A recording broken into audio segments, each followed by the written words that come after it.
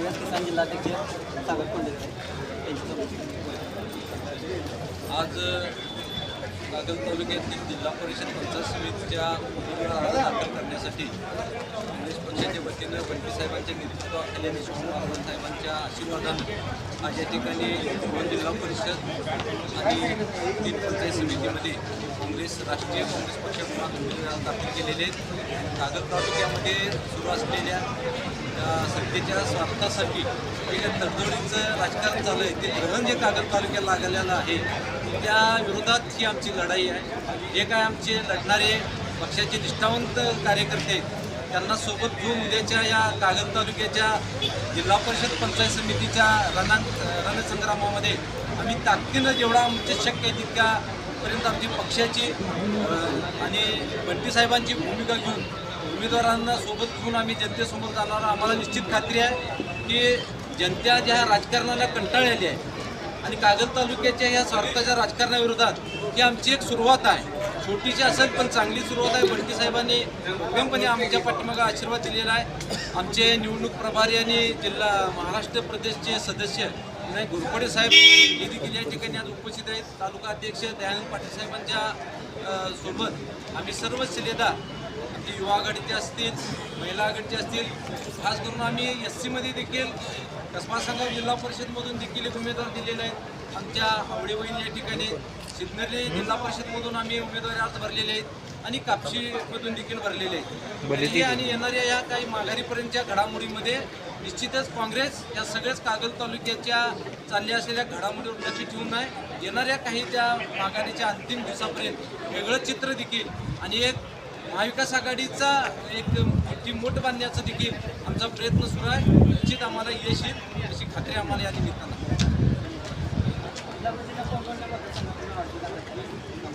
कसबा सांगावमधून राखीवमध्ये जिल्हा परिषद आणि कापशीमध्ये सर्वसाधारण OBC महिला 2 अर्ज जिल्हा परिषदला दाखल केलेले. पंचायत समितीला शितनेरीमध्ये 2, शितनेरी साखे आणि कापशीमध्ये देखील कापशी पंचायत समिती.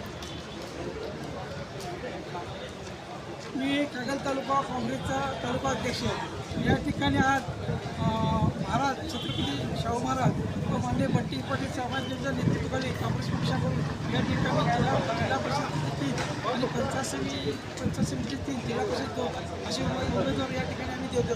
या ठिकाणी हे करत असताना आम्ही मध्यंतरच्या काळात कागल तालुका आमच्या महाराष्ट्रभर इंडिया आघाडी चालूच आहे आणि कागल प्रतिष्ठित तसा आम्ही प्रयत्न केला आहे. या ठिकाणी 4 पक्षाची राष्ट्रवादी कम्युनिस्ट पक्ष, काँग्रेस पक्ष, शेतकरी संघटना आणि वंचित बहुजन आघाडीसुद्धा आमच्यासोबत आहे. त्यासोबत जनता पण केला आहे.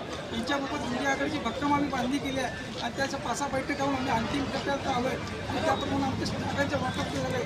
आघाडीनंतरची स्पष्ट या ठिकाणी 12च्या 12 पंचायत समिती आणि 5च्या 5 6च्या 6 जिल्हा परिषद या ठिकाणी आमच्या इंडिया आघाडीबरोबर आणि सक्षम लढाई या ठिकाणी कागल तालुक्यात या प्रस्थापितांची जी रणनीती आहे, प्रस्थापितांचा जो उत्साह मांडलेला आहे, प्रस्थापितांनी जे तत्वहीन जे राजकारण केले, जे मंडलिक साहेबांनी केलं, जे राजेंनी केलं, जे संग्रामराजेंनी केलं, त्या प्रकारचे गटाच्या राजकारणाविरुद्ध आमचं पक्षाचं राजकारण, गटाचं राजकारण त्यांच्याकडे आहे, आमचं पक्षाचं राजकारण आहे. म्हणून अगदी या ठिकाणी असा शह देणे आम्ही त्याला करतो आणि 100% या ठिकाणी आमच्या जिल्हा परिषदेच्या सभागृहात आणि पंचायत समिती सभागृहात आमच्या सदस्य जातील, आमच्या आघाडीच्या इंडिया आघाडी जातील, सगळ्या पक्षांचे आम्ही आणि जोरदारपणे एक प्रस्थापितांमध्ये धडक मारणार आहे आणि 100% विजयश्री आम्ही घेत राहणार आहे असा आशावाद या ठिकाणी या फार उभारण्याच्या निमित्तानं विरोध करतो. या ठिकाणी ह्यासोबत काम करत असताना मला सागरजी कोंडेकर जिल्ह्याचे आमच्या अध्यक्ष आहेत, त्याचबरोबर विनायकराव घोरपडे आहेत, ज्येष्ठ सदस्या ज्या आमच्या महिला आहेत, त्या निष्ठावंत काँग्रेसच्या महिला आहेत, त्यासुद्धा दीपाली आवळेकर आहेत आणि ज्येष्ठ काँग्रेस आणि या ठिकाणी गाव तिथं काँग्रेस आणि गल्ली तिथं काँग्रेस कार्यकर्ता आणि गाव तिथं काँग्रेस अशी इथे भूमिका आहे. आणि या ठिकाणी जे म्हणत होते लोक जे काँग्रेसला इथं काही मिळणार नाही, ही चिठ्ठी लावायला माणूस मिळणार नाही, ज्या ठिकाणी 100% तुम्ही मतदान बघाल असा आशावाद होतो आणि मोठ्या प्रमाणात आमची निवडून येते असा आशावाद वाटत होतो.